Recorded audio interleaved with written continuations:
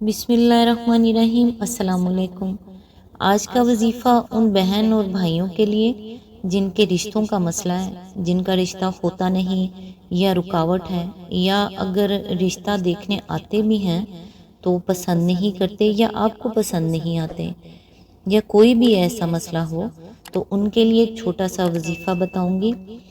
سچے دل سے اللہ تعالیٰ کو یاد کیا کریں، نماز لازمی پڑھا کریں 5 وقت، اور یہ وظیفہ کریں تو انشاءاللہ آپ کا جلد از جلد رشتہ ہو جائے گا، اور یہ 21 دن میں انشاءاللہ 21 دن میں رشتہ ہو جائے گا۔ اگر بیٹی یا بیٹے کا رشتہ نہ ہوتا ہو تو بعد نماز عشاء 313 مرتبہ سورہ فرقان کی آیت نمبر 54 پڑھیں۔ 21 دن تک اس عمل کو کریں، انشاءاللہ رشتے کی رکاوٹ دور ہوگی اور کام بن جائے گا۔ انشاءاللہ میرے رب نے چاہا تو آپ کے لیے بہت بہترین رشتہ آئے گا۔ خود بھی پڑھیں اور اپنے پیرنٹس سے کہیں، ان میں سے جو بھی حیات ہیں اللہ تعالیٰ ان کو زندگی تندرستی دے۔ آپ کی والدہ ہیں، والد ہیں، یا اگر وہ نہیں پڑھ سکتے تو آپ خود پڑھیں اور اپنے لیے دعا کیا کریں۔ انشاءاللہ اسی سے اللہ نے چاہا تو رشتہ اچھی جگہ پہ ہوگا۔ دعاؤں میں یاد رکھیے گا، اور مزید اگر اس کے بارے میں کچھ پوچھنا ہو تو کمنٹ کر دیجیے گا۔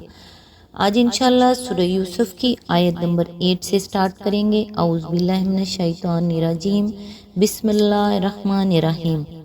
یہ قصہ یوں شروع ہوتا ہے کہ اس کے بھائیوں نے آپس میں کہا، یہ یوسف اور اس کا بھائی دونوں ہمارے والد کو ہم سب سے زیادہ محبوب ہیں، حالانکہ ہم ایک پورا جتھا ہیں۔ سچی بات یہ ہے کہ ہمارے ابا جان بالکل ہی بہک گئے ہیں۔ اس کی تفسیر ہے، اس سے مراد حضرت یوسف علیہ السلام کے حقیقی بھائی بنیامین ہیں، جو ان سے کئی سال چھوٹے تھے۔ ان کی پیدائش کے وقت ان کی والدہ کا انتقال ہو گیا تھا۔ یہی وجہ تھی کہ حضرت یعقوب علیہ السلام ان دونوں بے ماں کے بچوں کا زیادہ خیال رکھتے تھے۔ اس کے علاوہ اس سے محبت کی وجہ یہ بھی تھی کہ ان کی ساری اولاد میں صرف ایک حضرت یوسف علیہ السلام ہی ایسے تھے جن کے اندر ان کو آثار رشد و سعادت نظر آتے تھے، اور اوپر حضرت یوسف علیہ السلام کا خواب سن کر انہوں نے جو کچھ فرمایا اس سے صاف ظاہر ہوتا ہے کہ وہ اپنے اس بیٹے کی غیر معمولی صلاحیتوں سے خوب واقف تھے۔ دوسری طرف ان 10 بڑے ساجدادوں کی سیرت کا جو حال تھا، اس کا اندازہ بھی آگے کے واقعات سے ہو جاتا ہے۔ پھر کیسے توقع کی جا سکتی ہے کہ ایک نیک انسان ایسی اولاد سے خوش رہ سکے؟ لیکن عجیب بات ہے کہ بائبل میں برادران یوسف کے حسد کی ایک ایسی وجہ بیان کی گئی ہے جس سے الٹا الزام حضرت یوسف علیہ السلام پر عائد ہوتا ہے۔ اس کا بیان ہے کہ حضرت یوسف علیہ السلام بھائیوں کی چغلیاں باپ سے کھایا کرتے تھے، اس وجہ سے بھائی ان سے ناراض تھے۔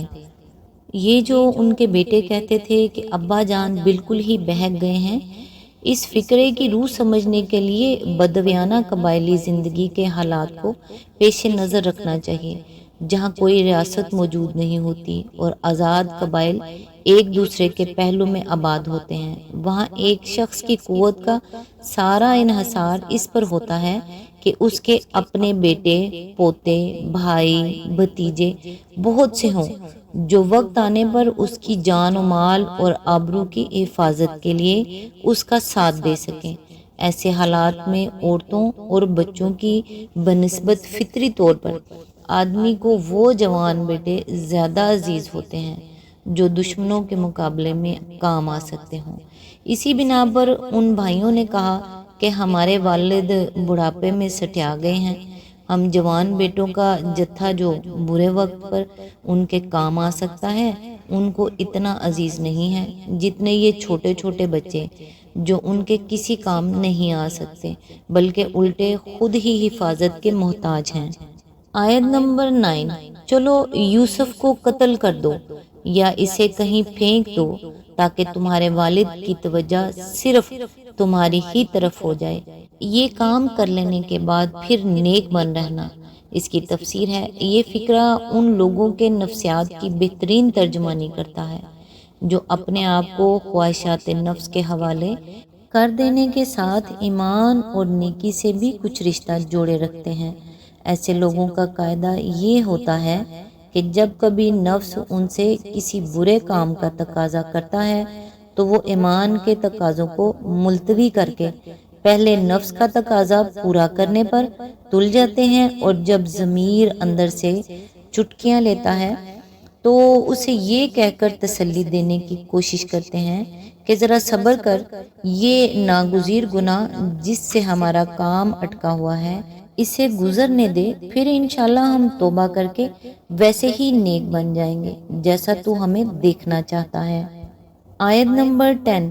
اس پر ان میں سے ایک بولا، یوسف کو قتل نہ کرو، اگر کچھ کرنا ہی ہے تو اسے کسی اندھے کنویں میں ڈال دو، کوئی آتا جاتا قافلہ اسے نکال لے جائے گا۔ آیت نمبر 11۔ اس قرارداد پر انہوں نے جا کر اپنے باپ سے کہا، ابا جان، کیا بات ہے کہ آپ یوسف کے معاملے میں ہم پر بھروسہ نہیں کرتے، حالانکہ ہم اس کے سچے خیر خواہ ہیں۔ آیت نمبر 12۔ کل اسے ہمارے ساتھ بھیج دیجئے، کچھ چر چگ لے گا اور کھیل کود سے بھی دل بہلائے گا، ہم اس کی حفاظت کو موجود ہیں۔ اس کی تفسیر ہے، یہ بیان بھی بائبل اور تلمود کے بیان سے مختلف ہے۔ ان کی روایت یہ ہے کہ برادران یوسف علیہ السلام اپنے مویشی چرانے کے لیے سکم کی طرف گئے ہوئے تھے، اور ان کے پیچھے خود حضرت یعقوب علیہ السلام نے ان کی تلاش میں حضرت یوسف علیہ السلام کو بھیجا تھا، مگر یہ بات بعید القیاس ہے کہ حضرت یعقوب علیہ السلام نے یوسف علیہ السلام کے ساتھ ان کے حسد کا حال جاننے کے باوجود انہیں آپ اپنے ہاتھوں موت کے منہ میں بھیجا ہو، اس لیے قرآن کا بیان ہی زیادہ مناسب حال معلوم ہوتا ہے۔ آیت نمبر 13۔ باپ نے کہا، تمہارا اسے لے جانا مجھے غمگین کرتا ہے، اور مجھ کو اندیشہ ہے کہ کہیں اسے بھیڑیا نہ پھاڑ کھائے جبکہ تم اس سے غافل ہو۔ آیت نمبر 14۔ انہوں نے جواب دیا، اگر ہمارے ہوتے اسے بھیڑیے نے کھا لیا جبکہ ہم ایک جتھا ہیں، تب تو ہم بڑے ہی نکمے ہوں گے۔ آیت نمبر 15۔ اس طرح اصرار کر کے جب وہ اسے لے گئے اور انہوں نے طے کر لیا کہ اسے ایک اندھے کنویں میں چھوڑ دیں، تو ہم نے یوسف کو وحی کی کہ ایک وقت آئے گا جب تو ان لوگوں کو ان کی یہ حرکت جتائے گا، یہ اپنے فعل کے نتائج سے بے خبر ہیں۔ اس کی تفسیر ہے، متن میں لفظ وَهُمْ لَا يَشْعُرُونَ کے الفاظ کچھ ایسے انداز سے آئے ہیں کہ ان سے 3 معنی نکلتے ہیں اور تینوں ہی لگتے ہوئے معلوم ہوتے ہیں۔ ایک یہ کہ ہم یوسف علیہ السلام کو یہ تسلی دے رہے تھے اور اس کے بھائیوں کو کچھ خبر نہ تھی کہ اس پر وحی جاری ہے۔ دوسرے یہ کہ تو ایسے حالات میں ان کی یہ حرکت انہیں جتائے گا جہاں تیرے ہونے کا انہیں وہم و گمان تک نہ ہوگا۔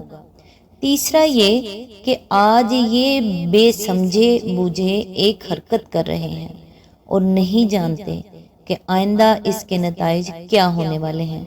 بائبل اور تلمود اس ذکر سے خالی ہیں کہ اس وقت اللہ تعالیٰ کی طرف سے یوسف علیہ السلام کو کوئی تسلی بھی دی گئی تھی۔ اس کے بجائے تلمود میں جو روایت بیان ہوئی ہے وہ یہ ہے کہ جب حضرت یوسف علیہ السلام کنویں میں ڈالے گئے تو وہ بہت بلبلائے اور خوب چیخ چیخ کر انہوں نے بھائیوں سے فریاد کی۔ قرآن کا بیان پڑھیے تو محسوس ہوگا کہ ایک ایسے نوجوان کا بیان ہو رہا ہے جو آگے چل کر تاریخ انسانی کی عظیم ترین شخصیتوں میں شمار ہونے والا ہے۔ تلمود کو پڑھیے تو کچھ ایسا نقشہ سامنے آئے گا کہ صحرا میں چند بدو ایک لڑکے کو کنویں میں پھینک رہے ہیں اور وہ وہی کچھ کر رہا ہے جو ہر لڑکا ایسے موقع پر کرے گا۔ آیت نمبر 16۔ شام کو وہ روتے پیٹتے اپنے باپ کے پاس آئے۔ آیت نمبر 17۔ اور کہا، ابا جان، ہم دوڑ کا مقابلہ کرنے میں لگ گئے تھے اور یوسف علیہ السلام کو ہم نے اپنے سامان کے پاس چھوڑ دیا تھا کہ اتنے میں بھیڑیا آ کر اسے کھا گیا۔ آپ ہماری بات کا یقین نہ کریں گے، چاہے ہم سچے ہی ہوں۔ آج تک کے لیے اتنا ہی، نیکسٹ انشاءاللہ آیت نمبر 18 سے سٹارٹ کریں گے۔ تب تک کے لیے دعاؤں میں یاد رکھیے گا۔ اللہ حافظ۔